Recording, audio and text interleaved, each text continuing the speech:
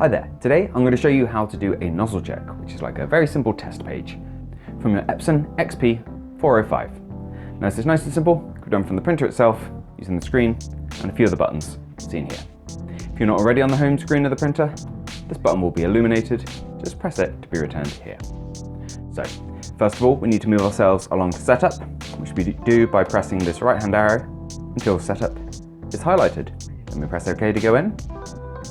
Press down once and then go into maintenance. And in maintenance, nozzle check is the very top option. So we press OK to go into that. Now I assume you've already got paper in there. If you haven't, chuck some in, then press the now illuminated start button over here. Now this will take your printer just a minute, and then we'll take a look at the page itself.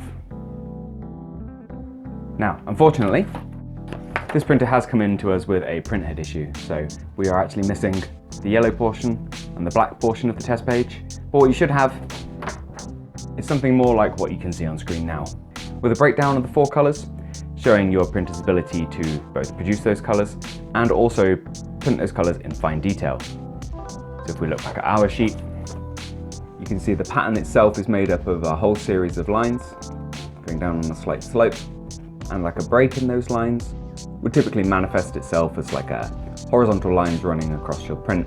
Might look like coloured lines, but what it is actually an absence of one of the 4 colours at that particular point.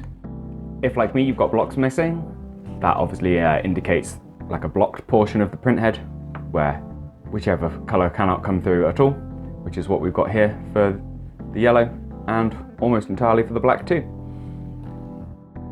Thankfully, from here, there's also the ability to do head cleaning, which if you've got a print that looks anything like mine, I'd recommend doing next. What this does is push ink from the cartridges through the print head to hopefully dislodge any dried or congealed ink that could be causing print quality issues, like the ones I just demonstrated.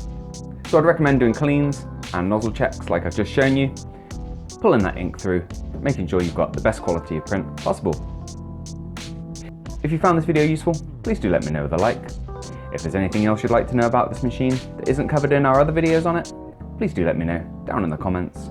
Otherwise, thank you for watching, and we'll see you next time. Take care. Bye bye.